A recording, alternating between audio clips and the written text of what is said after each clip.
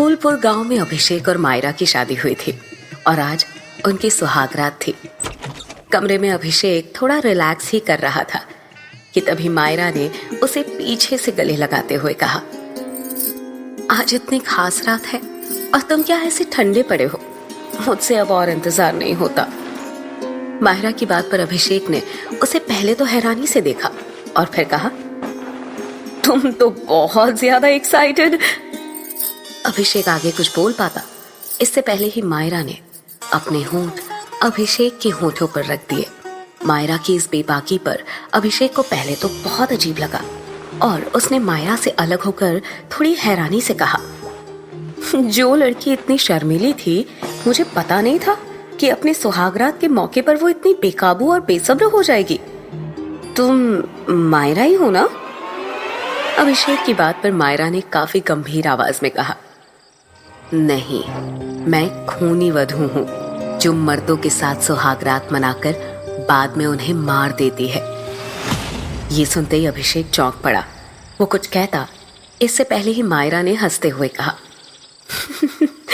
यार मैं तुम्हारी बीवी हूँ मायरा। इस बात पर अभिषेक ने मायरा से थोड़ा दूर हटकर कहा, तुमने भी किसका नाम ले लिया? इस तरह रात को उसका नाम नहीं लेना चाहिए, पता है ना? ये सब छोड़ो और मुझ पर ध्यान दो। कहते हुए मायरा ने अभिषेक को अपने करीब खींच लिया और उसे चूमने लगी। मायरा के होठों को अपने चेहरे पर महसूस कर अभिषेक भी अब मदहोश होने लगा था। अभिषेक का साथ पाकर मायरा के चेहरे पर एक गहरी मुस्कान आ गई और बस कुछ पलों के लिए उसकी आंखों का रंग बदलकर खून सा लाल हो गया। तभी अचानक ही उसकी आंखें चमकने लगी, लेकिन अभिषेक मायरा की बदलती आंखों का रंग देख पाता उससे पहले ही उसके फोन पर रिंग हुई और अभिषेक फोन पर बातें करने लग गया। मगर वहीं पीछे खड़ी मायरा बेताब हो रही थी। अभिषेक ने जैसे ही फोन रखा, मायरा उससे जाकर लिपट गई। ये मायरा को आज क्या हो गया है? आज से पहले इसका ऐसा रूप नहीं देखा था। ये मेरी मायरा ही है ना? मायरा के बदले हुए रूप को देख अभिषेक ने मन ही मन कहा। इतने में मायरा अभिषेक को खींचकर बिस्तर तक ले गई और अभिषेक के बदन से उसके कपड़े उतारने लगी। बिस्तर पर जाते ही अचानक से कमरे में रात की रानी की तेज खुशबू फैलने लगी जो मायरा के शरीर से ही आ रही थी। अभिषेक ने मायरा को चूमते हुए कहा, क्या खुशबू है तुम्हारी मायरा, मैं तो पागल हो रहा हूँ इस रात की रानी की खुशबू से। मायरा उसे अपने आगोश में भरती हुई बोली, रात की रानी हूं मैं और आज रात सिर्फ तुम्हारी रानी ही बनूंगी। अभिषेक ने मदहोशी से कहा, सिर्फ आज नहीं, तुम हमेशा के लिए मेरी रानी बन चुके हो। अभिषेक मायरा को अभी चूम ही रहा था कि तभी अचानक से मायरा की आंखें फिर से चमकी, जैसे कि उसकी आंखों में कोई बल्ब जला हो। मायरा की आंखों के इस अजीब से ग्लो को देखकर अभिषेक एकदम से रुक गया।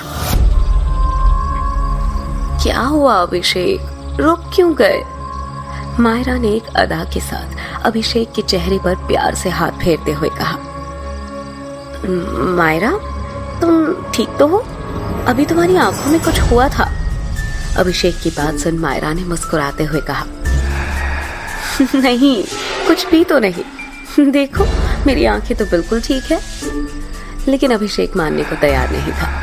उसने बिस्तर से उठते हुए कहा, नहीं मायरा, मैंने देखा तुम्हारी आंखें ग्लो कर रही थी।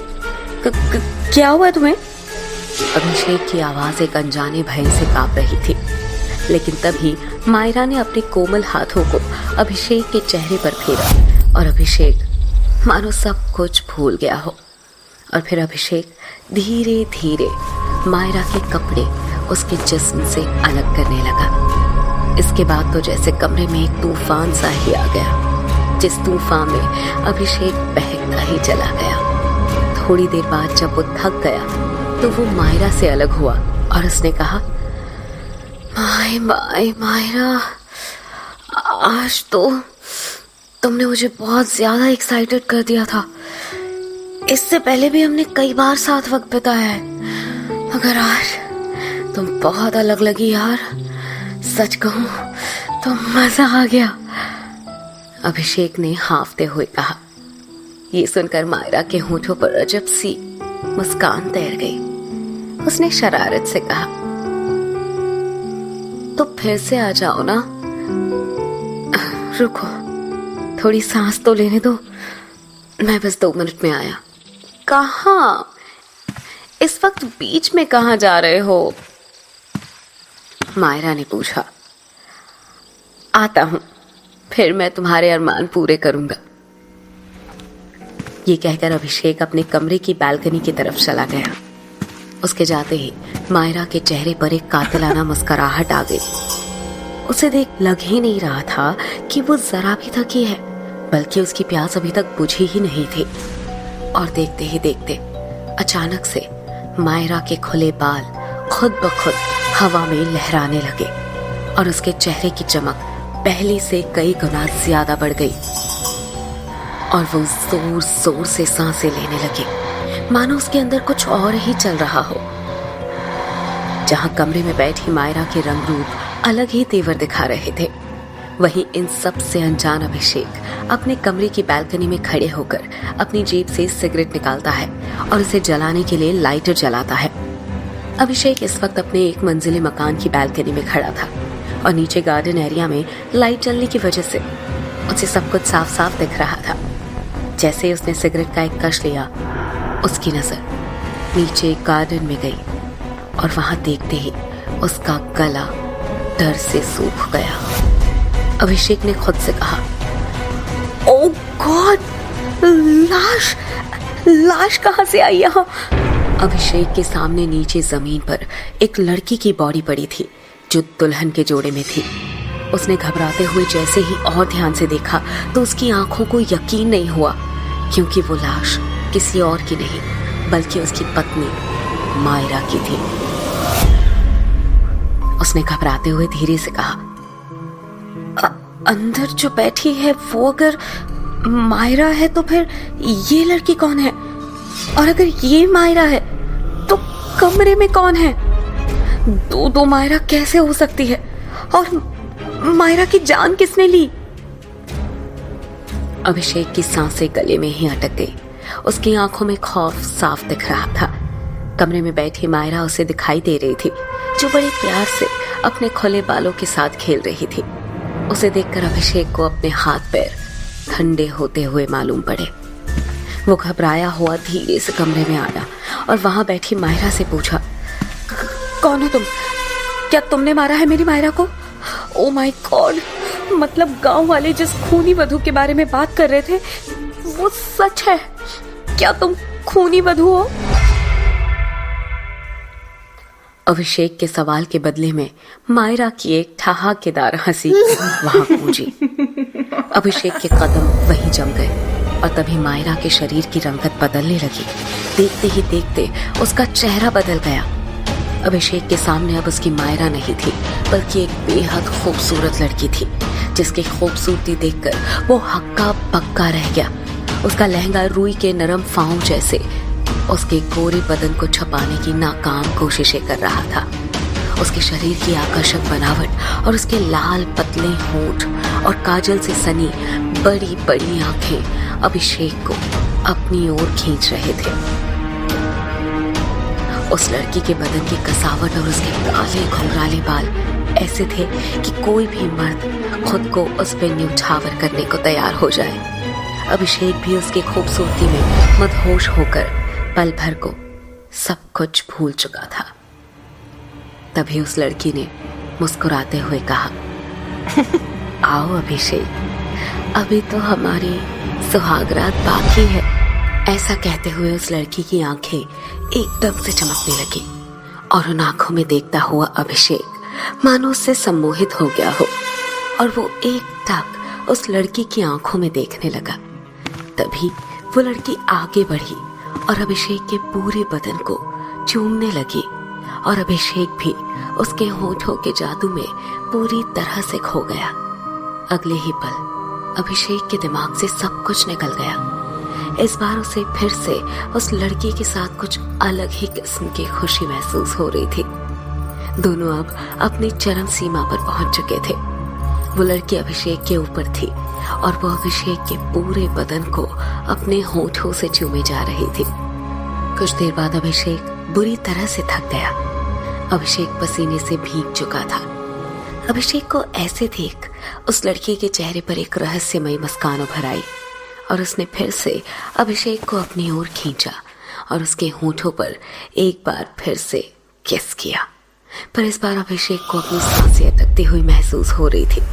उसे अपना पूरा बदन अकड़ता हुआ लग रहा था और अगले ही पल अभिषेक का पूरा शरीर ऐसे सफेद हुआ जैसे शरीर से खून की एक एक बूंद चूस ली गई हो।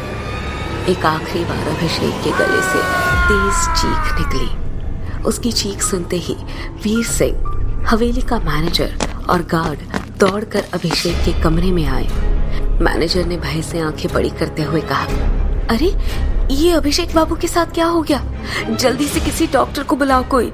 लेकिन जमीन पर पड़ा अभिषेक अपनी आखिरी सांसें ले चुका था। वीर सिंह ने अभिषेक की लाश को देखकर कहा, इसे खूनी वधू ने मारा है। जल्दी से सब उस भूतनी की तस्वीर निकालो और घर के बाहर जलाओ। जल्दी करो, नहीं तो वो और भी लोगों को मार देगी। उस वक्त रात के 12 बज रहे थे और पूरे गांव में आग की तरह ये बात फैल गई कि हवेली में खूनी वधू ने अभिषेक और उसकी पत्नी मायरा को मार दिया है। पूरे गांव के औरत मर्द अपने घरों से कैरोसिन तेल निकाल कर ले आए और वीर सिंह सहित सभी हवेली के सामने जमा हो गए। वीर सिंह ने घबराते हुए कहा, एक साथ 2-4 तस्वीरें जला दो, अगर आसपास होगी तो भाग जाएगी। वीर सिंह के कहते ही सभी ने एक साथ तस्वीर को आग के हवाले कर दिया। तस्वीरों में आग लगते ही किसी औरत की तेज चीख की आवाज आई और साथ ही मन कपा देने वाली रोने की आवाज। अगले ही पल तेज हवा से मौसम बदलने लगा तो सभी घबराकर एक दूसरे की शक्लें देखने लगे। वीर सिंह ने जोर से कहा, घबराने की बात नहीं है, ये उसी भूतनी की चीख है। तस्वीरों के जलने से उसको भी कुछ हुआ है और इसलिए वो यहाँ से भाग गई है। सभी को परेशान होते देख वीर सिंह ने कहा, आज से इस गांव में शादी के लगन में कोई शादी नहीं होगी और अगर किसी ने इसके खिलाफ जाकर शादी करने की कोशिश की तो उसे गांव से बाहर कर दिया जाएगा। पूरे गांव के लोगों ने एक साथ कहा, हाँ, ऐसा ही होगा। हाँ, ऐसा ही होगा। हाँ, ऐसा ही होगा। खूनी वधू की इस घटना के 10 दिन बाद फूलपुर गांव के स्टेशन पर शाम के 6 बजे एक ट्रेन आकर रुकती है। ट्रेन में सोई चेतन की अचानक से नींद खुली। चेतन एक 26 साल का हैंडसम लड़का है जो मुंबई से फूलपुर गांव एक डॉक्यूमेंट्री फिल्म बनाने के लिए आया है। नींद से जागा हुआ चेतन उठा और बाहर झांक कर देखा तो उसे महसूस हुआ कि पूरी ट्रेन में शायद वो अकेला ही है। यहाँ तक कि पूरा स्टेशन भी खाली था। उसने अपना बैग लिया और ट्रेन से उतर गया। स्टेशन पर हल्की मध्यम सी रोशनी में उसे दूर बेंच पर बैठी एक लड़की दिखाई दी तो वो उसकी तरफ बढ़ गया। लड़की ने एक लाल रंग की साड़ी पहन रखी थी और उसके लंबे खुले बाल कमर तक आ रहे थे और आंखों में गहरा काजल लगा हुआ था। उस लड़की के शरीर से आती खुशबू चेतन को पागल कर रही थी। उसने खुद से कहा, आज तक मैंने इतनी खूबसूरत लड़की नहीं देखी थी। चेतन अभी उसे देखकर खोया ही हुआ था कि उस लड़की की प्यारी सी आवाज आई, चेतन। एक अनजान लड़की के मुंह से अपना नाम सुनकर चेतन ने चौंकते हुए कहा, आपको मेरा नाम कैसे मालूम? लड़की ने शरारत से मुस्कुराते हुए कहा, आपके आई कार्ड पर लिखा है। चेतन ने गौर किया। उसने अपने हाथ में अपना आईडी पकड़ा हुआ था, लेकिन इतनी कम रोशनी में इसने मेरा नाम कैसे पढ़ लिया? वो सोच ही रहा था कि लड़की ने फिर कहा, आप किसे ढूंढ रहे हैं? चेतन ने जवाब दिया, मैं तो अभी आया हूँ, लेकिन शायद आपको मदद की जरूरत है। इस वक्त अकेली आप स्टेशन पर क्या कर रही हैं? कहीं छोड़ दूं मैं आपको? लड़की ने मुस्कुराकर कहा, नहीं, मुझे जहां जाना है मैं वहां चली जाऊंगी, आप मेरी फिक्र ना करें। चेतन को उसकी बात पर हैरानी हुई। कैसे चली जाओगी? यहाँ कोई भी नहीं है, कहीं किसी मुसीबत में ना पड़ जाओ तुम। मैंने कहा ना मैं छोड़ देता हूँ। जवाब में वो लड़की हंस पड़ी और कहा, मुसीबत? और मेरे लिए? वैसे तुम्हारे आने से इस गांव के लोगों की मुसीबत जरूर दूर हो जाएगी। चेतन को उसकी बात समझ में नहीं आई तो उसने कहा, मैं कुछ समझा नहीं, मेरे आने से कौन सी मुसीबत दूर होगी? मैं तो यहाँ बस एक डॉक्यूमेंट्री फिल्म बनाने आया हूँ। लड़की ने जवाब दिया, वो समय आने पर पता चल जाएगा तुम्हें। उसकी बात पर चेतन ने बेपरवाही से अपने कंधे ऊपर किए और वहां से चला गया। उसके जाते ही उस लड़की के होंठों पर एक रहस्यमयी मुस्कान उभर आई। इन सब से बेखबर चेतन प्लेटफॉर्म के बाहर आया तो उसे दूर दूर तक एक कुत्ता भी नजर नहीं आ रहा था। सन्नाटा इतना गहरा कि उसे अपनी सांसें भी सुनाई दे रही थी। वो कुछ देर वहीं खड़ा होकर इंतजार करने लगा। थोड़ी देर बाद चेतन को जब एक रिक्शा नजर आया तो उसकी जान में जान आई। वो दौड़कर रिक्शा वाले के पास गया और बैठते हुए कहा, चलो भाई, अजीब जगह है ये, एक परिंदा भी नजर नहीं आ रहा यहाँ तो। चेतन की बात सुन रिक्शे वाले ने कहा, भैया आपको एक सलाह दे रहे हैं, आइंदा सूरज ढलने के बाद ना कभी गांव में ऐसे मत निकलना। वो तो हम कुछ काम से आ गए थे इस तरफ, इसलिए आपको मिल गए, नहीं तो एक आदमी नहीं मिलता। और वैसे भी हमने अपने पास उस भूतनी को भगाने का कवच भी रखा है। भूतनी? कौन सी भूतनी भाई? चेतन ने हैरानी से पूछा। रिक्शे वाले ने जवाब में धीरे से कहा, कहा है ना कि इस फूलपुर गांव में खूनी वधू का खौफ है, जो पहले गांव के मर्दों के साथ ना जबरदस्ती सुहागरात मनाकर उन्हें अपनी हवस का शिकार बनाती है और फिर उसे मार डालती है। पूरा गांव इस बात को जानता है और खासकर शादी ब्याह के लगन के समय कोई शादी करे तो वो पक्का गया जान से। चेतन ने मजाक में कहा, अच्छा तो इस खूनी वधू को देखा है किसी ने? इस पर रिक्शे वाले ने जवाब दिया, वो कहा है ना भैया, देखा तो नहीं है हमने, लेकिन उसकी तस्वीर को गांव के सारे मर्द अपने साथ रखते हैं। कहते हैं कि जब कभी वो भूतनी आसपास में हो तो उसकी फोटो को जला देने से वो भाग जाती है, समझे भैया? अच्छा, भूतनी की तस्वीर रखते हो तुम लोग? ऐसी कौन सी भूतनी है, जरा मुझे भी तो दिखाओ उसकी तस्वीर। चेतन ने हंसते हुए कहा। रिक्शे वाले ने जेब से एक स्केच वाली तस्वीर चेतन को दी तो तस्वीर देखते ही चेतन बुरी तरीके से चौंक पड़ा। उसने गुस्से में कहा, अरे ये क्या मजाक है? एक जिंदा लड़की को तुम लोग भूतनी कह रहे हो? इतनी खूबसूरत लड़की की स्केच बनाकर उसे चुड़ैल बता रहे हो? शर्म नहीं आती तुम्हें? अभी स्टेशन पर मिला था मैं इससे, बातें भी की मैंने, और तुम इसे खूनी वधू कह रहे हो? चेतन की बात सुनकर रिक्शे वाले ने एक झटके में ब्रेक मारा और चेतन को घूर कर कहा, अरे भैया क्या कह रहे हैं आप इससे कैसे बात कर सकते हैं? ये तो वो सालों पहले मर चुकी है और ये भूतनी जिसको भी दिखती है वो जिंदा नहीं बचता। रिक्शे वाले की बात पर चेतन पूरी तरह से हिल गया और खुद से कहा, तो क्या वो वाकई में खूनी वधू थी, एक भूतनी? अगर ऐसा ही है तो उस चुड़ैल ने मेरी जान क्यों नहीं ली? ये रिक्शा वाला ना पक्का पागल है, कुछ भी बकवास किए जा रहा है। चेतन को उसकी सोच में डूबा देख रिक्शे वाले ने कहा, भैया जी जाना कहाँ है आपको? किससे मिलने आए हो यहाँ पर? चेतन ने अपने फोन पर देखते हुए कहा, काल भैरव मंदिर जाना है। चेतन के मुंह से काल भैरव मंदिर का नाम सुनते ही रिक्शे वाले ने एक बार फिर ब्रेक मारा और हैरानी से कहा, भांग खाकर आए हो का भैया? पहले कहते हो कि भूतनी से बात किए और अब कह रहे हो कि काल भैरव मंदिर जाना है, वो भी रात के वक्त। इंसान ही हो ना या कोई आत्मा हो? रिक्शे वाले की इस बात पर अब चेतन को भी गुस्सा आ गया। उसने रिक्शे से उतरते हुए कहा, बहुत कर लिए तुम बकवास, तब से बिना सिर पैर की बातें किए जा रहे हो। तुम रहने दो, मैं खुद चला जाऊंगा जहां जाना है।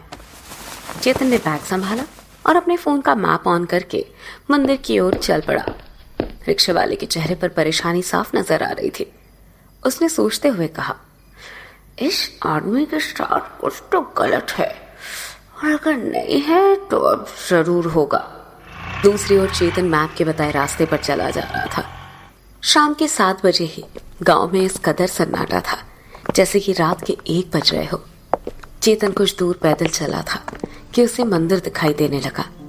कुछ ऐसे ही मंदिर के गेट पर पहुंचा, एक आदमी ने उसे रोकते हुए कहा, आहा जा रहे हो भैया इस वक्त?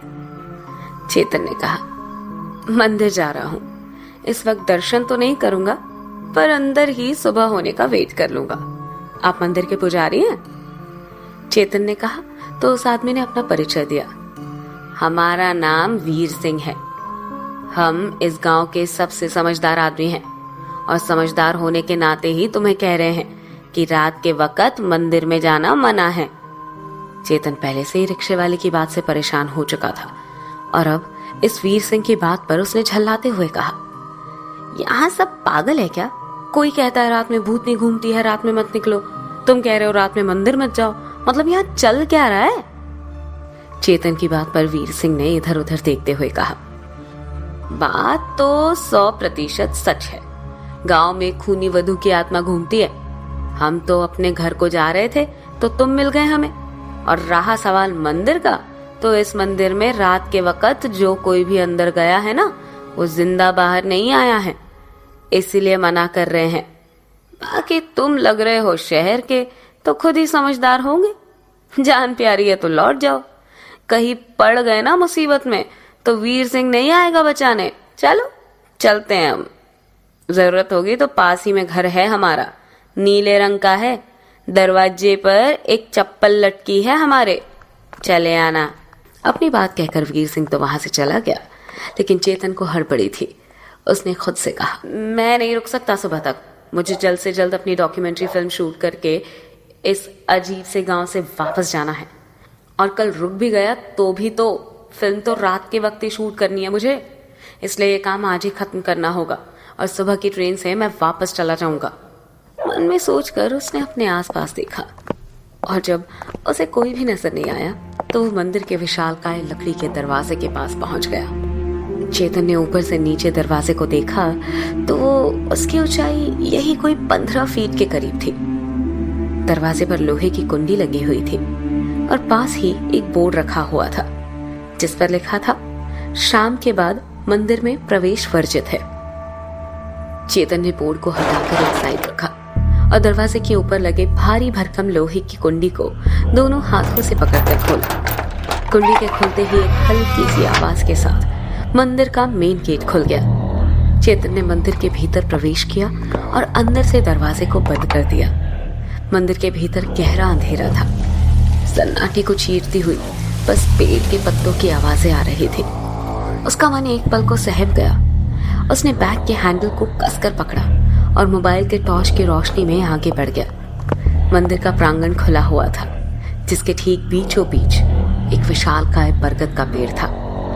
काले पत्थरों से बनी जमीन और मोटे मोटे ऊंचे नक्काशीदार खंभों से लगे दीवार मंदिर के प्राचीन होने का सबूत दे रहे थे। उसने अपना कैमरा ऑन किया और चारों तरफ शूट करने लगा। आगे बढ़ने पर उसे मुख्य मंदिर दिखाई दिया। चेतन ने अपने जूते उतारे और मुख्य मंदिर के भीतर आया। मंदिर के भीतर कई छोटे बड़े पीतल के घंटे लगे हुए थे। सामने ही भैरव बाबा की बड़ी सी मूर्ति स्थापित थी। काले रंग के पत्थर से बनी मूर्ति अंधेरे में भी चमक रही थी। मूर्ति में काल भैरव बाबा की आंखों में नीलम जड़े हुए थे और सर पर चांदी का छत्र लगा हुआ था। चेतन ने इससे पहले कभी भी काल भैरव बाबा के दर्शन नहीं किए थे। मूर्ति को देखकर वो थोड़ा सहम गया। उसने जल्दी से चारों तरफ कैमरा घुमाया और प्रणाम करके बाहर निकल गया। अभी वो मुख्य दरवाजे से बाहर आया ही था कि तभी उसकी नजर सामने एक और दरवाजे पर गई। दरवाजे के बाहर एक बोर्ड लगा था जिस पर लिखा था, गर्भगृह स्थान, अंदर जाना सख्त मना है। क्या छिपा है काल भैरव के गर्भगृह के अंदर? और क्या होने वाला है चेतन के साथ, जानने के लिए सुनते रहिए खूनी वधू, सिर्फ पॉकेट एफएम पर। मंदिर में स्थित गर्भगृह स्थान के भीतर जाने की सख्त मनाही के बावजूद चेतन ने गर्भगृह के दरवाजे को खोलने का फैसला लिया। लेकिन उसने जैसे ही दरवाजे को खोलने के लिए हाथ बढ़ाया, उसे अंदर से किसी लड़की के रोने की आवाज आई तो वो घबरा गया। उसने डरते हुए आसपास देखा और फिर बंद दरवाजे को एक झटके में खोल दिया। अंदर का नजारा देखकर चेतन के होश उड़ गए। वहां कोई लड़की दुल्हन के जोड़े में घूंघट ओढ़े बैठी रो रही थी। चेतन ने घबराते हुए पूछा, कौन हो तुम और यहाँ क्या कर रही हो? चेतन की बात पर उस लड़की का रोना एकदम से बंद हो गया। वो जमीन से उठी और धीरे धीरे चलकर चेतन के सामने आकर खड़ी हो गई। उसने धीरे से अपना घूंघट उठाया तो चेतन उसका चेहरा देखकर चौंक पड़ा। उसने हकलाते हुए कहा, तुम तो वो स्टेशन वाली लड़की हो ना? नहीं, तुम तो वो तस्वीर वाली लड़की हो जिसे गांव वाले खूनी वधू कहते हैं। एक मिनट, तुम आखिर हो कौन? चेतन के सवालों के जवाब में उस लड़की ने कुछ भी नहीं कहा और मुड़कर वापस अंदर जाने लगे। चेतन भी बिना सोचे समझे उसके पीछे पीछे जाने लगा। उस गर्भगृह में घना अंधेरा था, इस वजह से चेतन को ठीक से कुछ दिखाई नहीं दे रहा था। पायल की छमछम की आवाज आ रही थी, जिसे फॉलो करता हुआ चेतन आगे बढ़ रहा था। लेकिन फिर वो आवाज आनी एकदम से बंद हो गई तो चेतन भी रुक गया। पायलों की आवाज बंद होने से चेतन जैसे होश में आया हो। उसने चारों तरफ देखने की कोशिश की तो अंधेरे में उसे कुछ भी नजर नहीं आया। अचानक उसे याद आया कि उसके पास मोबाइल फोन है, तो उसने झट से मोबाइल की रोशनी सामने डाली, लेकिन वहां कोई भी नहीं था। चारों तरफ सिर्फ दीवारें थी और रास्ता बंद था। चेतन ने महसूस किया कि वो एक डब्बे जैसे कमरे में बंद है। जिस दरवाजे से वो अंदर आया था वो दरवाजा अब दिखाई नहीं दे रहा था, बल्कि वहां तो कोई रास्ता मौजूद ही नहीं था।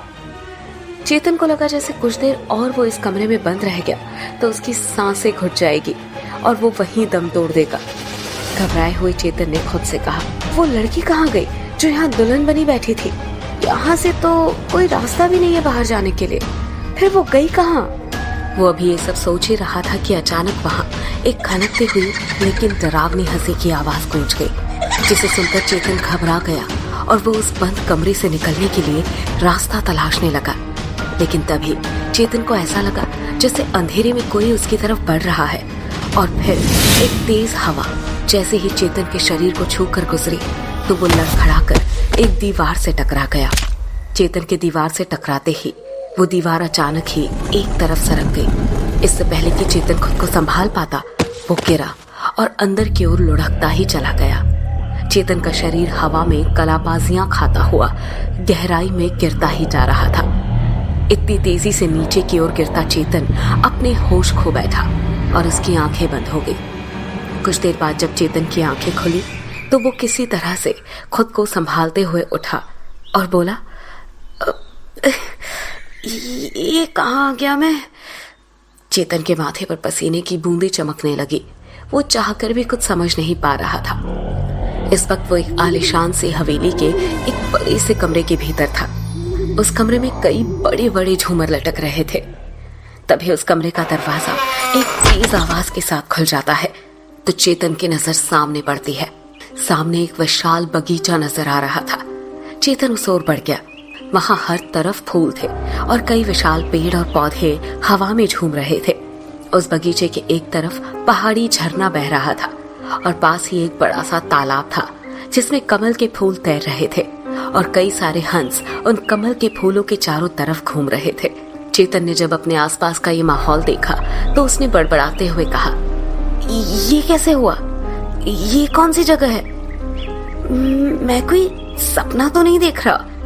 एक मिनट, कहीं मैं मरकर स्वर्गलोक में तो नहीं आ गया? लेकिन मैं मरा कैसे? मैं तो मंदिर के गर्भगृह के भीतर था और फिर एक दीवार के सरकने से मैं गिरा था, लेकिन मैं यहाँ कैसे पहुंच गया? चेतन ने खुद को चिकौटी काटी तो उसे एहसास हुआ कि वो कोई सपना नहीं देख रहा है। उसने खुद से झल्लाते हुए कहा, पागल हो गया है चेतन तू, कुछ तो झोल है यहाँ। चेतन अभी सवालों के घेरे में उलझा हुआ आगे बढ़ ही रहा था कि तभी उसे लगा कि उस बगीचे में उसके अलावा भी कोई है। चेतन फौरन एक बड़े से पेड़ की ओट में होकर खड़ा हो गया। एक 22-23 साल की लड़की बगीचे में मौजूद झरने की तरफ बढ़ रही थी। चेतन ने जब उस लड़की को देखा तो उसे देखता ही रह गया। वो उस लड़की के चेहरे को नहीं देख पा रहा था, क्योंकि बीच में एक पेड़ की डाली की ढेर सारी पत्तियां आ रही थी, लेकिन वो उसके बाकी शरीर को आसानी से देख पा रहा था। उस लड़की ने अपने शरीर के उभार को मलमल के एक सफेद कपड़े से कसकर बांधा हुआ था और नीचे कमर के पास भी वही सफेद रंग की मलमल की चुनरी को बांधा हुआ था। उस लड़की के कसे कपड़े और उसके उभार देखकर चेतन मन ही मन चाह रहा था कि वो बस उसके सामने खड़ी रहे और वो उसे निहारता रहे। उस लड़की के लंबे काले बाल कमर तक लहरा रहे थे और उसके हाथों और पैरों पर लाल रंग की मेहंदी लगी हुई थी। उस लड़की ने झरने के पास जाकर अपने बदन पर पहने हुए गिने चुने कपड़ों को उतारना शुरू किया तो चेतन ने एक झटके में अपनी आंखें बंद कर ली।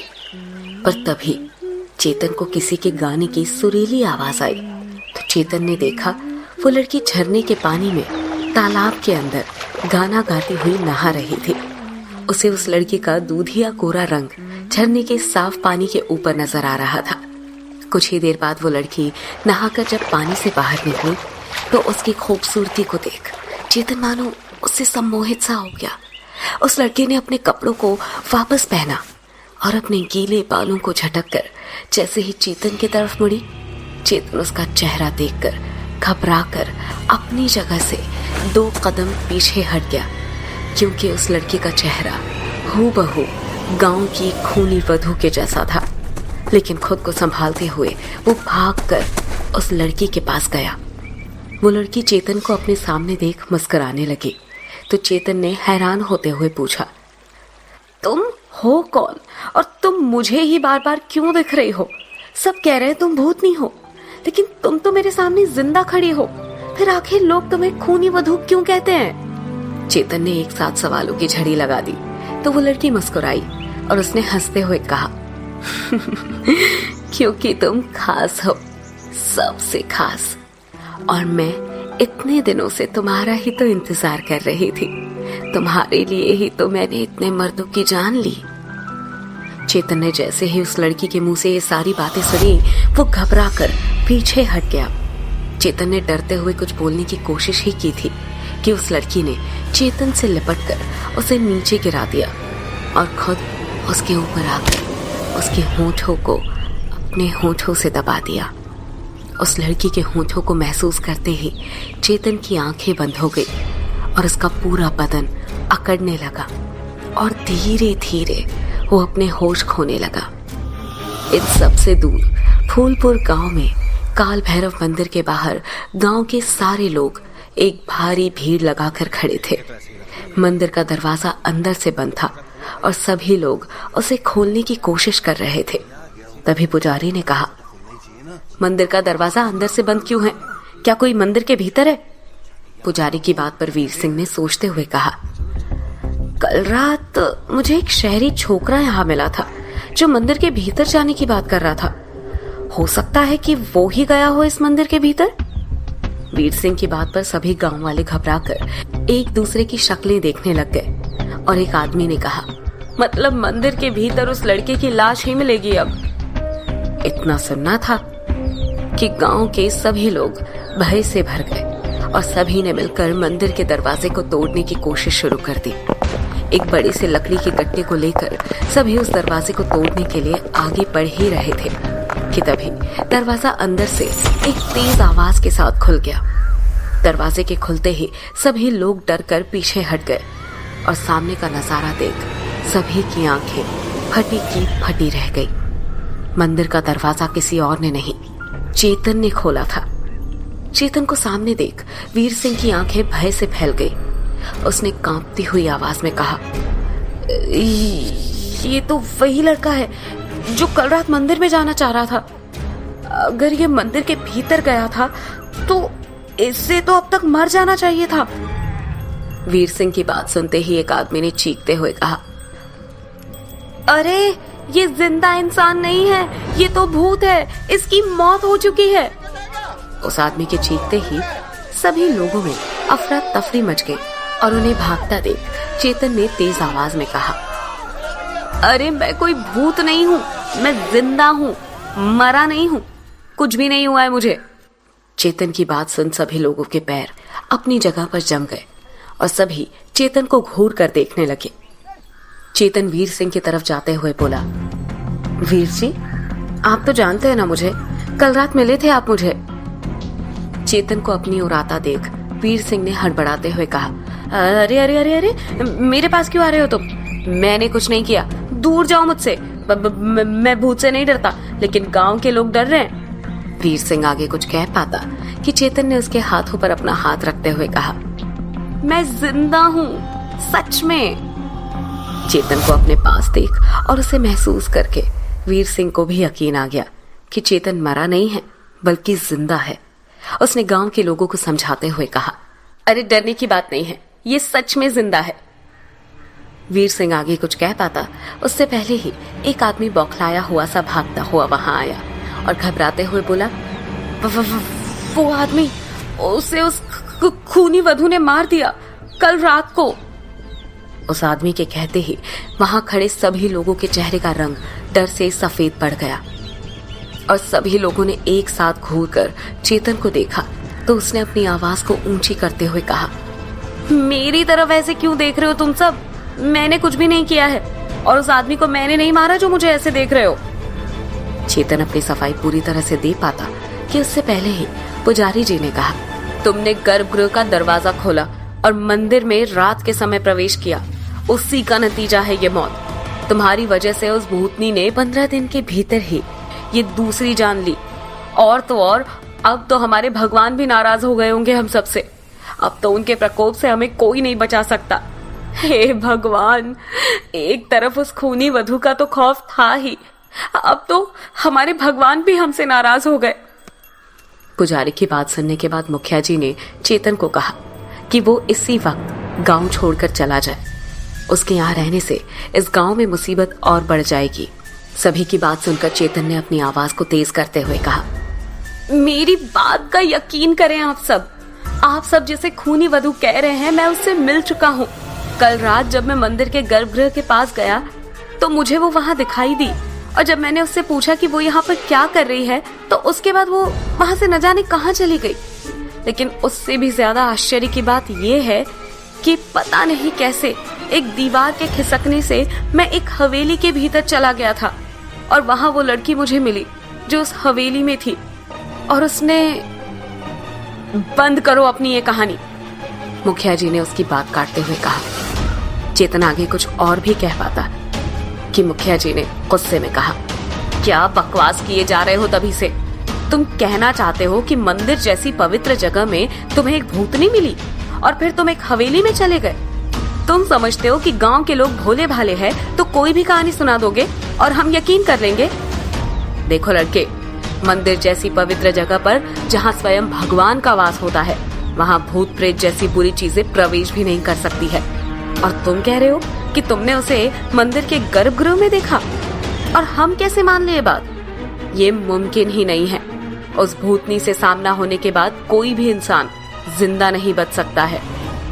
मुखिया जी की बात खत्म होते ही भीड़ से एक आदमी ने कहा, तुम हमारे गांव की मुसीबत बढ़ा रहे हो और ऐसी पागलों जैसी बातें करके तुम क्या साबित करना चाहते हो?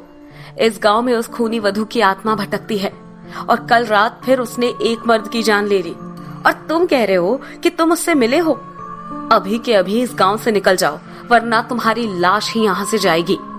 गांव वालों की बातें सुनकर चेतन ने कहा, ठीक है, मैं चला जाता हूँ, लेकिन मैं एक एक शब्द सच कह रहा हूँ। मेरे साथ कुछ तो अजीब हुआ था मंदिर के भीतर और मैंने जो भी देखा वो एकदम सच है। क्या गांव वाले चेतन की बात मान पाएंगे? क्या है खूनी वधू का सच और कैसे एक भूतनी मंदिर के भीतर प्रवेश कर सकती है? जानने के लिए सुनते रहिए खूनी वधू, सिर्फ पॉकेट FM ऐप पर। गांव वालों के विरोध के बाद चेतन ने मंदिर के अंदर से अपना सामान समेटा और भारी कदमों के साथ वहां से निकल गया। चेतन के जाने के बाद वीर सिंह, जो बहुत देर से कुछ सोच रहा था, उसने अचानक से कहा, हम मानते हैं कि खूनी वधू ने फिर से एक जान ले ली, लेकिन सोचने वाली बात यह है कि आखिर मंदिर के भीतर रात भर रहने के बाद भी चेतन जिंदा कैसे बच गया? और तो और वो जो भी कहानी बता रहा था, उसके पीछे उसका क्या मकसद हो सकता है? कुछ तो वजह होगी जो चेतन इस मंदिर के भीतर नहीं मरा। मुझे तो लगता है कि चेतन का यहाँ आना भगवान की मर्जी है, और हो ना हो ये लड़का हमारे गांव को इन सारी मुसीबतों से बाहर निकाल सकता है। वीर सिंह की बात सुनकर मुखिया ने कहा, वीर सिंह, तुम इस गांव के सबसे समझदार आदमी हो और तुम ही ऐसी बात कर रहे हो। तुम समझ क्यों नहीं रहे कि वो लड़का साफ साफ झूठ कह रहा है? मंदिर के भीतर भूत प्रेत प्रवेश नहीं कर सकते हैं। उस वक्त भले ही गांव के लोग चेतन की बातों पर भरोसा नहीं कर पा रहे थे, लेकिन वीर सिंह के मन में एक तूफान चल रहा था। उधर गांव वालों के निकालने के बाद चेतन वहां से सीधा स्टेशन पहुंचता है। उसे समझ नहीं आ रहा था कि अब वो क्या करे और कैसे गांव वालों को बताए कि वो जो कुछ कह रहा है वो झूठ नहीं है, बल्कि वाकई उसने उस लड़की को देखा है जिसे पूरा गांव खूनी वधू कहता है। स्टेशन पहुंचने के बाद चेतन को पता चलता है कि ट्रेन रात के 8 बजे है। अब उसके पास कोई भी रास्ता नहीं था सिवाय रात तक इंतजार करने के, क्योंकि फूलपुर गांव से शहर तक जाने के लिए यही ट्रेन एकमात्र रास्ता था। धीरे धीरे रात ढलने लगी थी। चेतन स्टेशन पर लगी बेंच पर बैठा अपनी किस्मत को कोस रहा था। वो नहीं चाहता था कि उसके ऑफिस में दोबारा उसे नाकारा समझा जाए। अपने कैमरे की रिकॉर्डिंग देखते हुए उसने खुद से कहा, इस अधूरी रिकॉर्डिंग से कुछ नहीं होने वाला। अगर ये लेकर गया तो मेरी नौकरी तो गई समझो, ऊपर से मेरा फिर से मजाक बनना तो तय है। शायद यही मेरी किस्मत है। कहते हुए उसने झटके से कैमरे की स्क्रीन बंद कर दी और उसे बगल में रखकर बैठ गया। वैसे भी सब कुछ अब उसके बस के बाहर का था। लोग उसे गांव में ठहरने नहीं देना चाहते थे। गांव की तरह स्टेशन पर भी सन्नाटा पसरा हुआ था। सरसरी ठंडी हवा के बीच बैठा चेतन ट्रेन के इंतजार में ही था कि उसे घुंघरुओं की आवाज सुनाई पड़ी। एक पल को चेतन ने उसे सुना, लेकिन फिर नजरअंदाज कर दिया। कुछ देर रुकने के बाद दोबारा वही आवाज फिर सुनाई पड़ी। इस बार चेतन अपनी जगह से उठ खड़ा हुआ। वो इस आवाज को परख लेना चाहता था, पर पूरा स्टेशन अंधेरे की एक काली चादर में लिपटा हुआ था। उसे कुछ ज्यादा नजर नहीं आ रहा था। स्टेशन पर लगे एक खंबे पर एक लालटेन लटक रही थी, जिससे आती दम तोड़ती रोशनी में चेतन को एक साया नजर आया जो दीवार के ठीक पीछे से बाहर आ रहा था। उसके मन की घबराहट बढ़ गई। वो समझ गया कि हो ना हो ये वही लड़की है जो उसे बार बार नजर आ रही है। उसने अपने डर पर काबू पाते हुए तेज आवाज में चिल्लाकर पूछा, कौन है? कौन है वहां? पर सामने से कोई जवाब नहीं मिला, बल्कि वो साया लालटेन के प्रकाश में धीरे धीरे बढ़ने लगा। चेतन के पैर अब डर से कांपने लगे थे। उसने डरते हुए बोलना शुरू किया, मैं जानता हूँ तुम वही फोटो वाली लड़की हो जो मुझे उस रिक्शे वाले ने दिखाई थी। तुम वही हो जो पहले स्टेशन और फिर मंदिर में मिली थी, और फिर तुम वहां भी थी उस हवेली में, लेकिन तुमने वहां भी मुझे न मालूम क्या कहानी सुना दी। चेतन ने थोड़ा सोचते हुए फिर कहा, मुझे नहीं पता कि मैं कैसे मंदिर से सीधा उस हवेली में पहुंच गया, और वहां उस झरने के पास तुमने मुझे किस किया, और फिर मेरे साथ क्या हुआ और मैं कैसे बेहोश हुआ, मुझे कुछ नहीं पता। लेकिन जो भी हो, तुम मुझे बताओ कि आखिर तुम हो कौन? कहते हुए चेतन अपने कांपते कदमों के साथ उस साए की ओर बढ़ने लगा। वो अपने मोबाइल के लाइट के सहारे उसे देखने की कोशिश में था। उसने आगे बढ़ते हुए धीरे से डर कर पूछा, मैं ही क्यों तुम बार बार मेरे सामने आ रही हो? जवाब दो। तभी घुंघरुओं की आवाज अचानक से तेज हो गई, मानो कोई दौड़कर उसकी ओर आ रहा हो। अचानक एक ठंडी हवा का झोंका तेजी से आकर चेतन के भीतर से होकर गुजर गया, और चेतन अंदर तक से हर उठा। उस हवा के झोंके का दबाव इतना तेज था कि चेतन के कदम डगमगा गए। खुद पर से उसका नियंत्रण छूट गया। वो गिरने ही वाला था कि किसी ने अचानक उसे सहारा दिया और गिरने से बचा लिया। जब चेतन ने उसे देखा तो पाया कि वो कोई और नहीं बल्कि वीर सिंह था। चेतन ने एक नजर वीर सिंह को देखा और अगले पल पीछे पलटकर अंधेरे में उस साए को देखने की कोशिश की, लेकिन वहां उसे कोई भी नजर नहीं आया। वीर सिंह के वहां आते ही जो एक साया चेतन के पास बढ़ रहा था वो अचानक ही कहीं गायब हो गया था। तभी चेतन ने अपने आप को संभालते हुए पूछा, वीर सिंह, तुम यहाँ कैसे? वीर सिंह ने जवाब देते हुए कहा, मैं तुम्हें ढूंढते हुए ही यहाँ आया हूं। अच्छा हुआ तुम गए नहीं। मैं चाहता हूं तुम हमारे साथ रुक जाओ कुछ वक्त के लिए, शायद हम गांव वालों की कुछ मदद हो जाए। चेतन ने आश्चर्य से पूछा, आखिर मैं क्या मदद कर सकता हूं?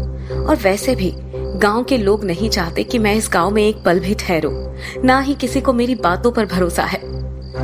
वीर सिंह ने उसके कंधे पर हाथ रखते हुए कहा, तुम उसकी चिंता मत करो, ये वीर सिंह सब देख लेगा। गांव वाले मुझे बहुत मानते हैं, मैं बात करूंगा।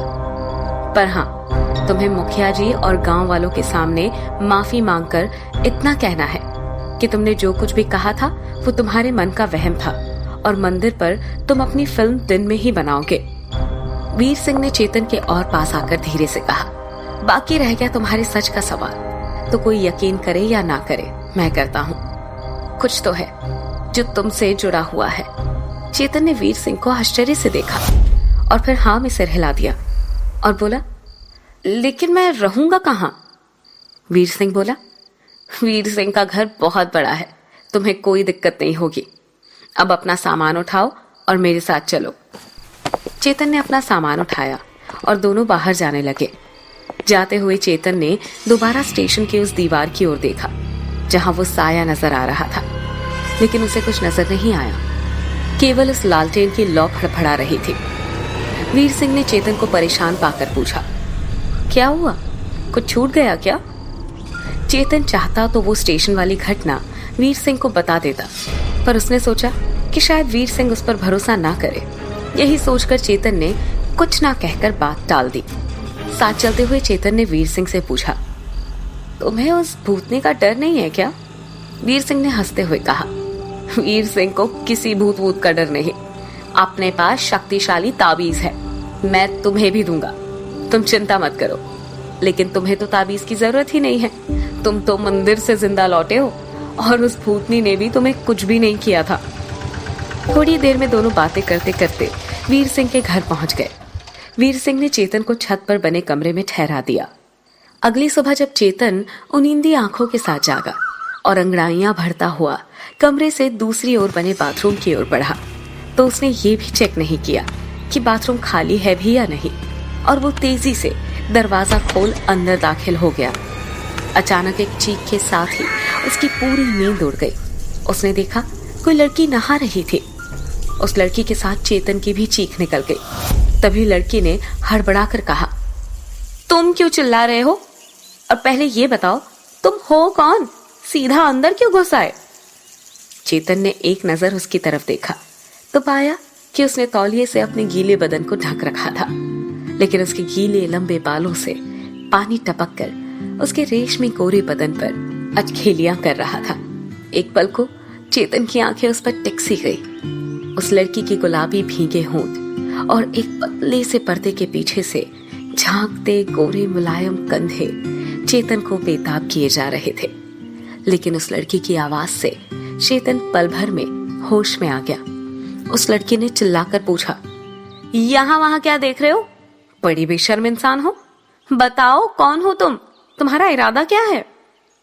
चेतन ने फिर अपनी नजरें घुमा ली और बोला, सॉरी, मेरा कोई गलत इंटेंशन नहीं था, लेकिन तुम कौन हो पहले ये तो बताओ। लड़की ने उसे बाथरूम से बाहर धक्का दे दिया और दरवाजा बंद करते हुए बोली, वाह जी वाह, मेरा घर और मुझे से पूछ रहे हो कि मैं कौन हूं? चेतन ने तेज आवाज में कहा, अच्छा सॉरी, मैं वीर सिंह जी का दोस्त हूं, माफ कीजिएगा। कहते हुए उसके चेहरे पर मुस्कुराहट थी। थोड़ी देर में वो लड़की कपड़े पहनकर बाथरूम से बाहर आई। वो गुस्से से भरी हुई थी, लेकिन वो चेतन को कुछ कह पाते उससे पहले ही वीर सिंह वहां आ गया और बोला, अरे तुम इससे मिल लिए? ये है मेरी बहन माही। वीर सिंह ने चेतन का परिचय करवाते हुए कहा, ये है चेतन मेरा दोस्त, बंबई से आया है, जल्दी से कुछ खाने को ले आओ हमारे लिए। तुम भी जल्दी नीचे आ जाओ भाई। कहते हुए वीर सिंह नीचे चला गया। माही भी उसके पीछे पीछे जाने लगी। चेतन उसे मुस्कुराते हुए देख रहा था। वही माही चेतन को गुस्से में देख रही थी। चेतन को नीचे आने का कहकर वीर सिंह अपने घर के एक कमरे में आ गया जहां सिर्फ किताबें ही किताबें थी। कुछ देर बाद जब चेतन उस कमरे में पहुंचा तो वीर सिंह वहां बैठा कुछ किताबों के पन्ने पलट रहा था। चेतन ने पास ही पड़ी एक किताब बेतरतीबी के साथ उठाई और सारे पन्ने पलटकर उसे टेबल पर रखते हुए पूछा, वीर सिंह, गांव की ये जो भूतनी क्या कहते हो उसे, हाँ खूनी वधू, इसकी असल में कहानी क्या है? वीर सिंह ने अपना चश्मा साफ करते हुए कहा, दोस्त, कहानियां तो कई है पर कौन सी सच है ये कोई नहीं जानता। लेकिन कहते हैं कि कई सालों पहले इस फूलपुर गांव की जगह एक नगर हुआ करता था। उसमें एक लड़की को किसी कारण से ये सजा मिली कि वो किसी से शादी नहीं कर सकती थी। उसे नगर के हर कुलीन व्यक्ति के साथ सुहागरात मनानी पड़ती थी और फिर न जाने किसी तरह बाद में वो लड़की मर गई। कोई नहीं जानता कैसे, लेकिन तभी से उसकी आत्मा भटकने लगी। चेतन ने आश्चर्य के साथ कहा, बड़ी अजीब कहानी है, और ये काल भैरव का मंदिर का क्या किस्सा है? चेतन के इस सवाल के साथ ही वीर सिंह ने कई किताबों के बीच से एक पुरानी किताब निकाली और उसके कुछ पन्ने पलटकर कहा, इस किताब में बहुत सारे राज छुपे हैं जिसे समझ पाना बहुत मुश्किल है, लेकिन मुझे मेरे बाबा ने बताया था कि इस किताब में काल भैरव मंदिर के साथ ही उस खूनी वधू की जिंदगी के भी कई रहस्य छिपे हैं। वीर सिंह ने एक बार चारों तरफ चौकन्नी निगाहों से देखा और फिर धीरे से कहा, एक बात और, मुझे जहां तक लगता है हो ना हो इस किताब में उस खूनी वधू की भूतनी को खत्म करने का भी उपाय लिखा हुआ है, लेकिन अफसोस आज तक हम इस किताब को सही से समझ ही नहीं पाए। और जहां तक सवाल है काल भैरव मंदिर में रात के वक्त मौत होने की, तो मेरे पैदा होने के बाद से आज तक तो कोई कभी रात के वक्त उस मंदिर में नहीं गया, लेकिन कहते हैं कि बहुत पहले 2 बार 2 आदमियों की जान इस मंदिर के भीतर गई है। उनकी जान कैसे गई ये बात तो किसी को नहीं पता, लेकिन उसी समय के बाद से ये प्रथा चली आ रही है कि सूर्य डूबने के बाद कोई भी मंदिर में प्रवेश नहीं कर सकता। लेकिन मैंने गांव वालों से इतना सुना है कि वो लड़की जिसे सालों पहले नगर में सजा देकर पूरे नगर की वधू बनाया गया था, उस लड़की की मौत इसी काल भैरव मंदिर में हुई थी और उस लड़की की मौत के बाद से उसकी आत्मा खूनी वधू बनकर हमारे गांव में भटकती है। तो हो ना हो, तुम्हारी बात सही हो सकती है कि उस मंदिर के भीतर वो भूतनी तुम्हें दिखाई दी हो।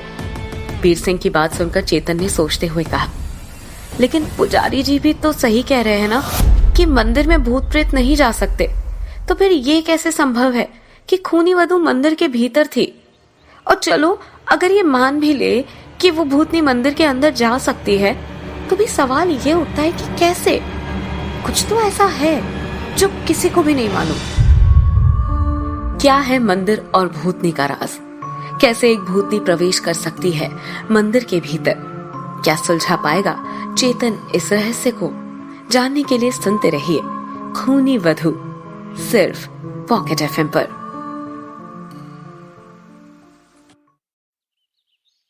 चेतन की बात को वीर सिंह बड़ी गहराई से सुन रहा था। जब उसकी बात खत्म हुई तब वीर सिंह बोला, बात तो तुम बिल्कुल सही कर रहे हो। आखिर कैसे एक भूतनी मंदिर के भीतर जा सकती है? लगता है कुछ तो बहुत गहरा राज है। इतना सुनकर चेतन ने उस किताब की तरफ इशारा करते हुए पूछा, तुम इस किताब की भाषा पूरी तरह समझ लेते हो क्या? वीर सिंह ने शर्मिंदगी भरी मुस्कान के साथ कहा, नहीं, अभी नहीं समझ पाते, पर तुम चिंता मत करो, मैं समझ लूंगा। बाबा को मुझ पे भरोसा ही होगा, तब तो ये किताब मुझे दी है ना। और वैसे भी मैंने कई लोगों की जान इसी किताब के सहारे ही तो बचाई है। लोग यूं ही हमारे पास नहीं आते, हमें भी कुछ बात तो जरूर है। वीर सिंह ने स्वयं की प्रशंसा करते हुए साफ साफ चेतन से झूठ कहा था। उसने भले ही लोगों की जान बचाई हो, लेकिन इस किताब ने उसकी कोई मदद नहीं की थी, क्योंकि वो आज तक उस किताब को समझ ही नहीं पाया था। चेतन ने किताब को अपने हाथों में उठाया और उसे गौर से देखने लगा। किताब पर एक लाल रंग की मोटी जिल्द लगी थी और बड़े बड़े अक्षरों में लिखा था चित्रलेखा। किताब के नाम के आसपास कई सारे चित्र बने हुए थे, जिसमें एक औरत के कई नृत्य की मुद्राएं बनी हुई थी और एक कोने में लेखक का नाम लिखा था, अरुणोदय सिंह। चेतन को किताब देखते हुए देख वीर सिंह ने कहा, अरुणोदय सिंह मेरे परदादा थे। दरअसल ये किताब मुझे मेरे पिताजी ने दी थी और उन्हें उनके पिताजी मतलब मेरे दादाजी ने दी। इसी तरह दादाजी को उनके पिताजी ने दी थी। इस तरह ये किताब हमारे लिए एक तरह से पुश्तैनी संपत्ति है। मुझे तो ऐसा लगता है हो ना हो चित्रलेखा न सिर्फ इस किताब का बल्कि उस खूनी वधू का भी असली नाम रहा होगा और मेरे पर दादा ने उसी के नाम पर यह किताब लिखी होगी। वीर सिंह थोड़ी देर के लिए रुका और फिर बोला, जैसा मैंने पहले भी कहा था कि मेरे पिताजी ने बताया था कि इस किताब में काल भैरव मंदिर और उस खूनी वधू के बारे में कई सारे राज छिपे हुए हैं। इस बारे में मैंने किसी को कुछ भी नहीं बताया है, क्योंकि मुझे पता है कि कोई भी मेरी इस बात और इस किताब पर यकीन नहीं करेगा। लेकिन तुमसे मिलने के बाद और जो कुछ भी तुमने मुझे बताया है उसे जानने के बाद मुझे ऐसा लगने लगा है कि इस किताब का कोई ना कोई राज तो जरूर है जो शायद अब हम समझ पाए।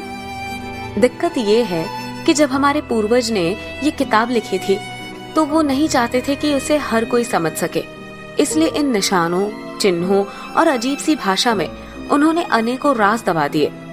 इन्हें वही समझ सकेगा जो बड़ा ही ज्ञानी होगा या जिसके भाग्य में इसे समझना लिखा होगा। चेतन ने वीर सिंह की इस बात पर सहमति दिखाते हुए कहा, हाँ, अगर ऐसा है तो तुम सही भी हो सकते हो। चेतन की बात पर वीर सिंह टेबल पर हाथ पटकते हुए बोला, हो सकता है का क्या मतलब है? हम सही है। चित्रलेखा ही नाम है उस चुड़ैल का। देखो, ऐसा है कि हमारे बाबा भी जितना जान पाए हमें बता गए, बाकी की जिम्मेदारी हमें दे गए। बहुत कुछ तो हम समझ चुके हैं। तुम देखना, हम भी ज्ञानी हैं, जल्दी से जल्दी सारी किताब का अर्थ जान लेंगे। चेतन ने हंसते हुए कहा, हाँ भाई हाँ, तुम ठहरे ज्ञानी आदमी। तभी माही ने वीर सिंह को आवाज लगाई, वीर दादा जरा बाहर आइए, कुछ बात करनी है आपसे। माही की आवाज सुनकर चेतन भी एकाएक पीछे मुड़ा। सुबह की बात को लेकर उसके चेहरे पर शर्मिंदगी भरी मुस्कान थी। वहीं माही ने उसे गुस्से से देखते हुए मुंह बना लिया। माही के बुलाने पर वीर सिंह उठकर बाहर चला गया। वीर सिंह के जाने के बाद चेतन उस किताब को गौर से देखने लगा। चेतन ने किताब के पन्ने पलटे और उसमें बने चित्रों को देखने लगा। किताब के हर पन्ने पर कई सारे चित्र और आकृतियां बनी हुई थी। चेतन ने कुछ पन्ने पलटे ही थे कि उसे एक आकृति दिखाई पड़ी, जिसे देख चेतन की आंखें फटी की फटी रह गई। उसे समझ नहीं आ रहा था कि आखिर ऐसा कैसे हो सकता है। असल में ये चित्र दिखने में जुड़े हुए दो हुक के ऊपर एक चक्र की तरह था। ठीक इसी तरह का चिन्ह चेतन के सीने पर जन्म से है। उसने खुद से कहा, मेरे सीने पर बना बर्थमार्क इस किताब में कैसे? चेतन इसी सोच में उलझा हुआ था कि वीर सिंह लौट आया। चेतन को परेशान पाकर उसने चेतन से पूछा, क्या हुआ दोस्त, कुछ परेशान लग रहे हो? चेतन अपनी कुर्सी से उठ खड़ा हुआ और कमरे में घूमते हुए बोला, क्या तुम इस निशान को जानते हो जो कि इस बुक में बना हुआ है? वीर सिंह ने हल्की सी स्माइल के साथ कहा, सच कहे तो हमें भी इस निशान के बारे में ज्यादा कुछ नहीं पता है। हो सकता है ये निशान किसी तरह का संकेत हो। ऐसा भी हो सकता है काल भैरव मंदिर से इसका संबंध हो। फिलहाल तो मैं कुछ नहीं बता सकता, लेकिन हम जैसे ही बुक के बारे में जानने लगेंगे तो कहीं ना कहीं इस निशान के बारे में भी जान ही जाएंगे। वीर सिंह ने कहते हुए चेतन से प्रश्न किया, पर तुम इस निशान को लेकर इतने चिंतित क्यों हो? आखिर बात क्या है? चेतन ने बिना कुछ कहे ही जल्दी से उस कमरे का दरवाजा लगा लिया और अपनी शर्ट की कुछ बटनें खोल दी और अपने सीने पर बने बर्थ मार्क की तरफ इशारा किया। वीर सिंह चेतन के सीने पर बने निशान को देखकर भौंचक्का रह गया। ये निशान हूबहू उस किताब पर बने निशान की तरह ही था। वीर सिंह आश्चर्य से बोला, ये कैसे मुमकिन है भाई? ये तो बिल्कुल फिल्मी बात हो गई। ऐसे कैसे इस किताब पर बनी आकृति तुम्हारे शरीर पर हो सकती है? बिल्कुल सेम टू सेम है ये तो। कुछ तो झोल है भाई, हो ना हो इसके पीछे कोई बड़ी वजह है। मैं तो पहले अंदाजा लगा रहा था, लेकिन सच में तुम्हारा कोई ना कोई संबंध तो है इन सब से। चेतन शर्ट के बटन बंद करते हुए बोला, पर ये निशान तो मेरे चेस्ट पर मेरे जन्म से ही है, तो क्या ये सिर्फ एक इत्तेफाक नहीं हो सकता? उसकी आवाज में असहमति का स्वर था। वीर सिंह चेतन की इस बात पर थोड़ा तेज आवाज में बोला, इत्तेफाक?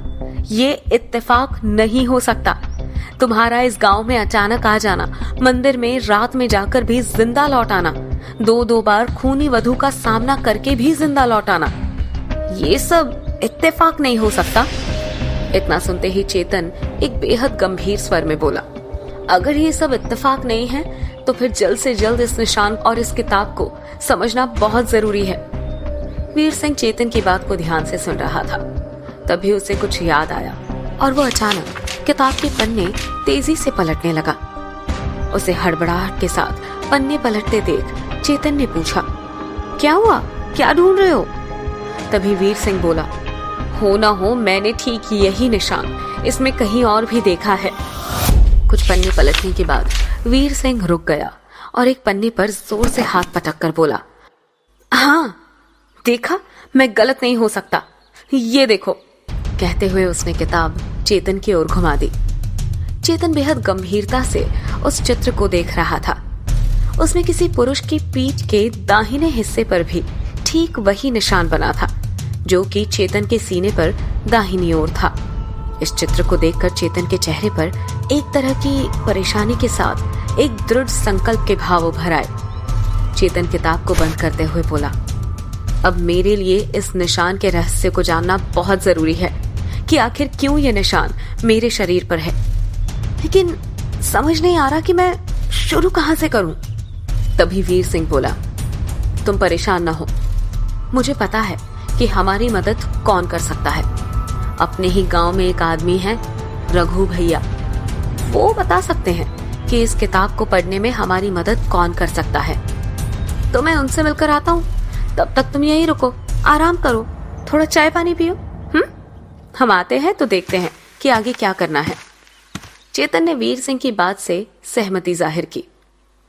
वीर सिंह अपनी साइकिल उठाकर रघु भैया से मिलने निकल गया। वीर सिंह के जाने के बाद चेतन ने किताब को देखना शुरू किया, लेकिन काफी देर तक दिमाग लगाने के बाद भी उसे कुछ समझ में नहीं आ रहा था। तभी कमरे में माही दाखिल हुई। दरअसल वो चेतन के लिए चाय ले आई थी। चेतन का ध्यान अब भी किताब में ही था। जैसे उसने चाय का कप आगे बढ़ाया, चेतन का हाथ माही के हाथ को छू गया। इस बात पर माही चेतन पर बरस पड़ी और बोली, तुम ना बड़े ही घटिया आदमी हो। मैं जानती हूँ तुम्हारे इरादे क्या है। पहले मेरे बाथरूम में घुस आए और यहाँ वहाँ देख रहे थे, और अब तुम यहाँ वहाँ छू कर मौके का फायदा उठाना चाहते हो। अभी रुको, जैसे ही वीर दादा आएंगे ना, उन्हें बताऊंगी तुम्हारी हरकत, फिर देखना कैसे तुम्हारी चटनी बनाते हैं वो। इतना सुनते ही चेतन घबरा गया और बोला, सॉरी, सच में मेरा कोई गलत इंटेंशन नहीं था, ना सुबह बाथरूम वाली हरकत में, ना अभी। दोनों ही बार मेरा ध्यान कहीं और था। सच में मैंने तुम्हें सुबह भी सॉरी कहा था। वीर सिंह को कुछ ना कहना, वरना खामखा गलतफहमी बढ़ जाएगी और फिर इस अनजान गांव में मुझे कौन सहारा देगा। कहते हुए चेतन अपनी बेगुनाही साबित करने में लगा हुआ था। वही माही उसे डराकर मन ही मन खुश हो रही थी। वो कुछ कहती इसके पहले ही वीर सिंह लौट आया। सर्दी के चलते अपने दोनों हाथों को रगड़ते हुए वीर सिंह बोला, रघु भैया ने गांव से करीब 50 किलोमीटर दूर एक बंजर जमीन पर एक मंदिर का पता बताया है, जहां एक बाबा रहते हैं जो शायद मदद कर सकते हैं। लेकिन जहां तक मुझे पता है, वो बाबा एक नंबर का पगलैट है उसकी किसी भी बात पर भरोसा कर पाना मुश्किल बात है। और तो और वो किसी से भी ढंग से बात भी नहीं करता। जाने क्यों रघु भैया ने मुझे उसका नाम सुझा दिया, पर खैर देखते हैं, क्या पता कुछ पता चल जाए। इस वक्त हमें जहां से जितनी मदद मिले उतनी ही बहुत है। पर अभी तो अंधेरा होने वाला है, अभी निकलना खतरनाक हो सकता है। हमें सुबह तक का इंतजार करना चाहिए। जहां एक तरफ चेतन और वीर सिंह खूनी वधू और उस किताब की पहेली को हल करने के लिए रास्ता तलाश रहे थे, वहीं दूसरी ओर फूलपुर गांव में अंधेरा बढ़ने के साथ ही चारों तरफ गहरा सन्नाटा पसर चुका था। गांव में रघु भैया, जिनसे कुछ ही घंटों पहले वीर सिंह मिलकर लौटा था, वो रात्रि के भोजन के बाद सोने को बिस्तर लगा रहे थे। तभी उनके दरवाजे पर तेज तेज दस्तक हुई, तो इतनी तेज आवाज को अचानक से सुनकर रघु भैया डर गए। फिर भी उन्होंने डरते डरते दरवाजा खोला तो पाया एक खूबसूरत लड़की शादी के जोड़े में खड़ी तेज तेज हाँफ रही है, मानो कहीं से भागकर आ रही हो। उसके लाल जोड़े को देख रघु घबरा गया और आधा दरवाजा बंद करते हुए बोला, कौन हो तुम?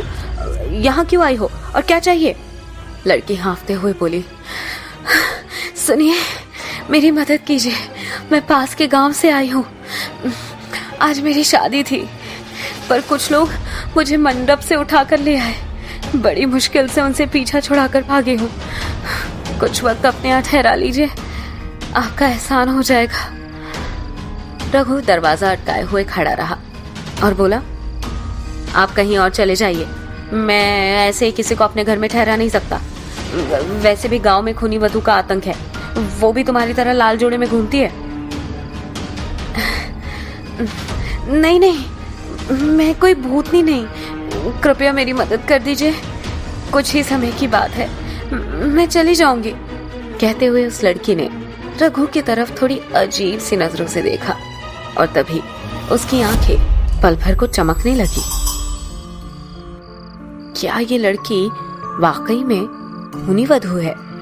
अगर ये खूनी वधू है तो क्या होने वाला है रघु के साथ? जानने के लिए सुनते रहिए खूनी वधू, सिर्फ पॉकेट एफएम ऐप पर।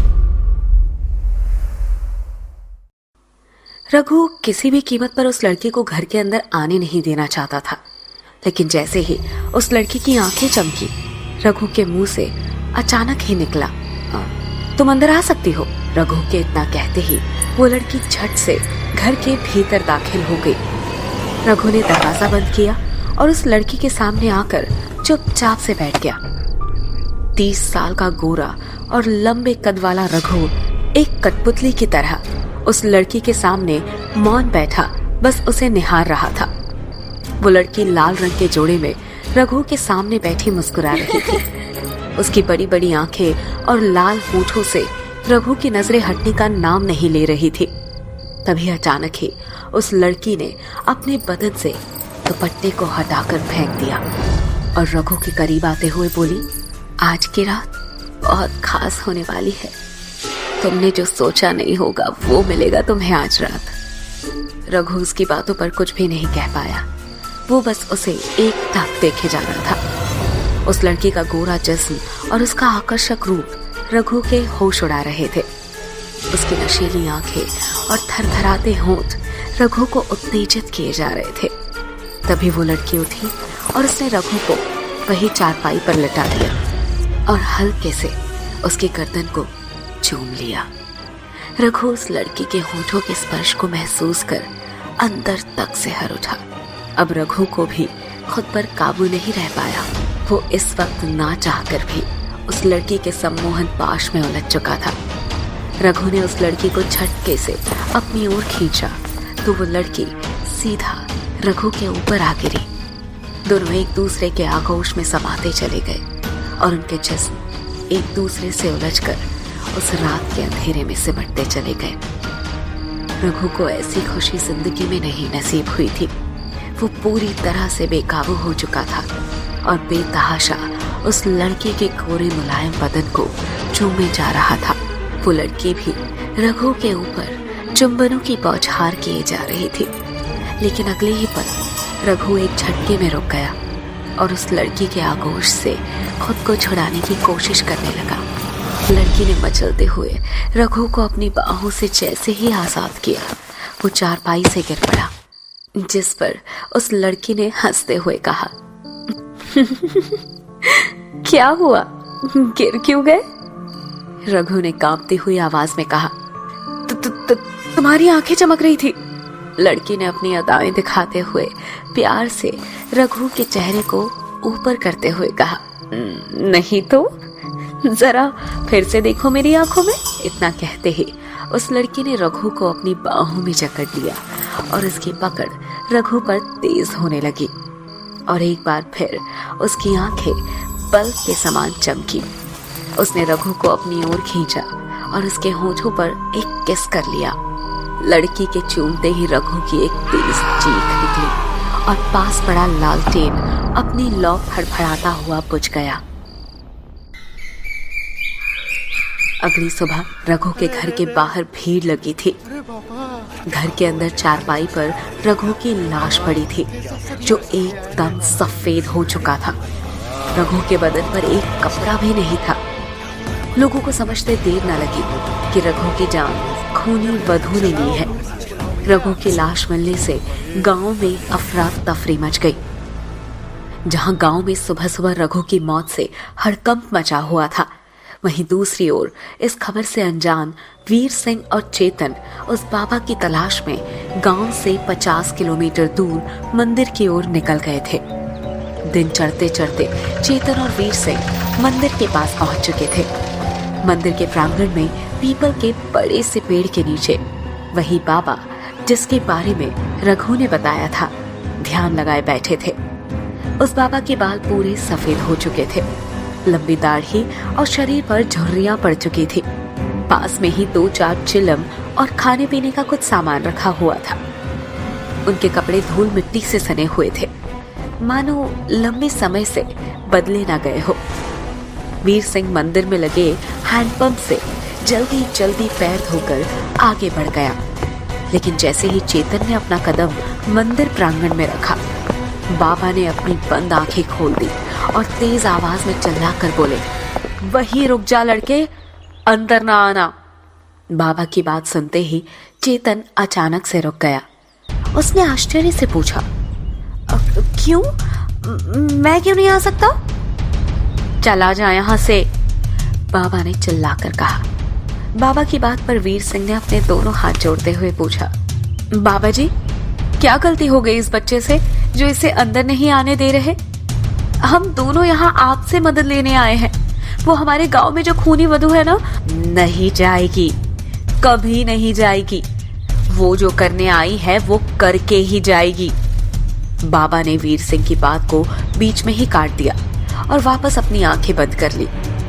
थोड़ी देर मन ही मन में कुछ बुदबुदाए और फिर तेज आवाज में कहा, जो तू ना कर पाया अब वो होगा, अधूरे काम अब पूरे होंगे। उनकी इस तरह की बात सुनकर चेतन और वीर सिंह ने एक दूसरे को देखा और फिर वहीं खड़े खड़े वापस चलने का इशारा किया।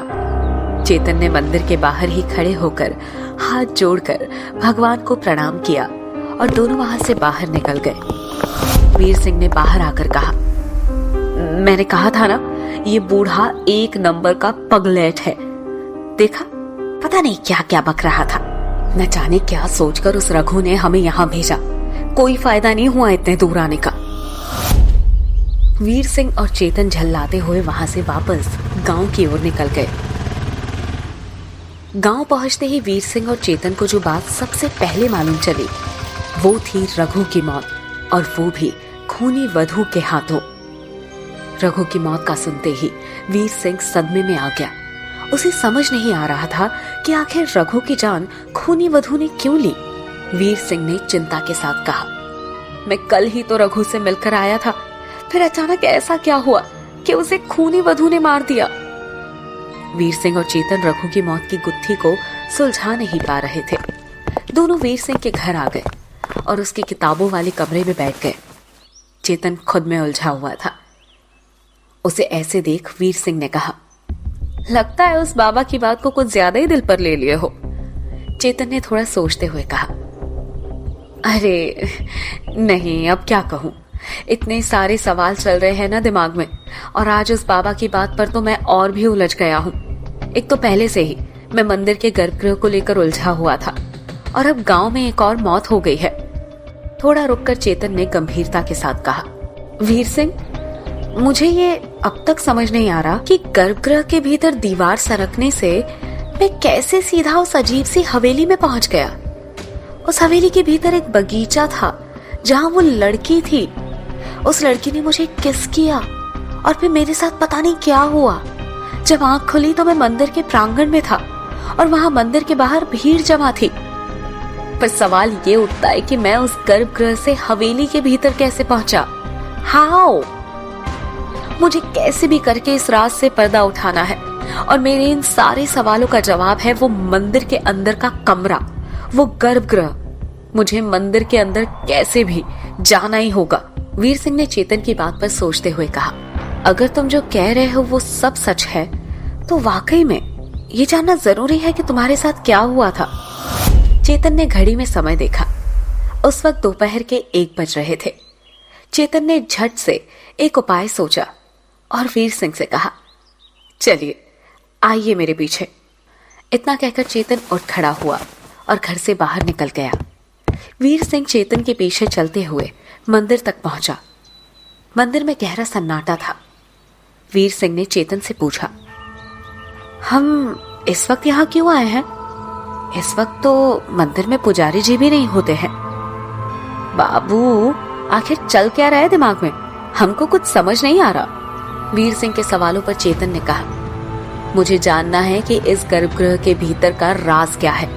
आप मेरे साथ चलिए। चेतन के कहने पर वीर सिंह ने अपनी सहमति दे दी और दोनों मंदिर के भीतर आ गए। मंदिर में इस वक्त कोई भी नहीं था। चेतन और वीर सिंह गर्भगृह के पास पहुंचे तो गर्भगृह के दरवाजे पर एक बड़ा सा ताला लटका हुआ था। ताले को देखकर वीर सिंह ने चेतन को वापस चलने के लिए कहा तो चेतन ने इनकार कर दिया और पास ही पड़े एक छोटे से पत्थर को उठाकर ताले पर जोर से दे मारा, लेकिन ताला नहीं टूटा। चेतन को ऐसे ताला तोड़ते देख वीर सिंह ने कहा, अरे पगला गए हो क्या बाबू? समझ भी आ रहा है कि क्या हो रहा है ये? वीर सिंह ने चेतन के हाथ से पत्थर लेते हुए कहा।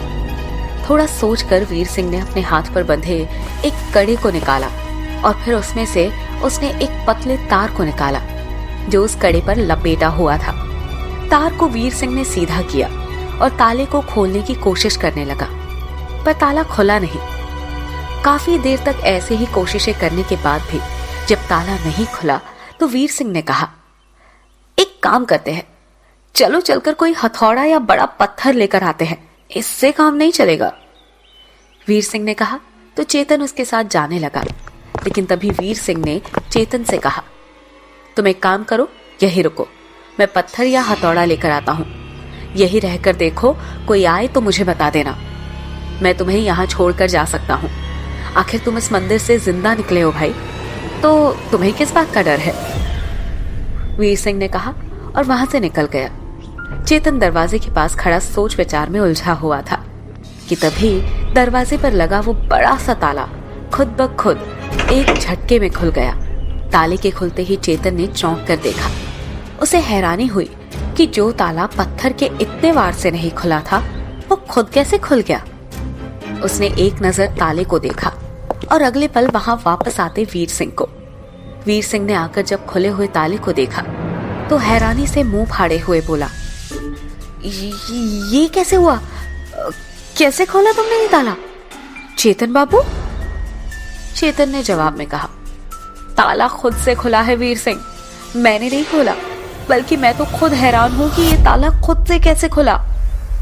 ताले को खुला देख वीर सिंह के चेहरे पर एक गहरी मुस्कान आ गई।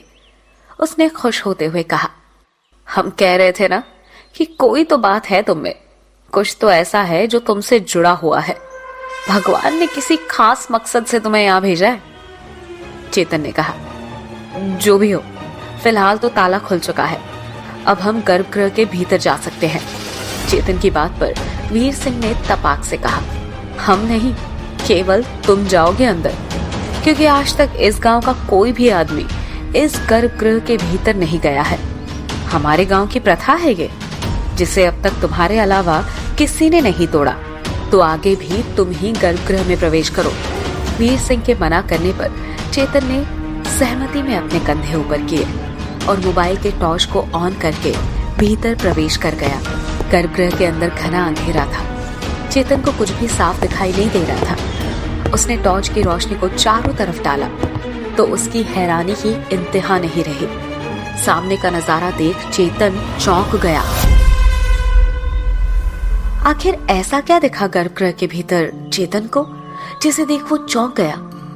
क्या छिपा है गर्भगृह के भीतर? जानने के लिए सुनते रहिए खूनी वधू, सिर्फ पॉकेट FM ऐप पर।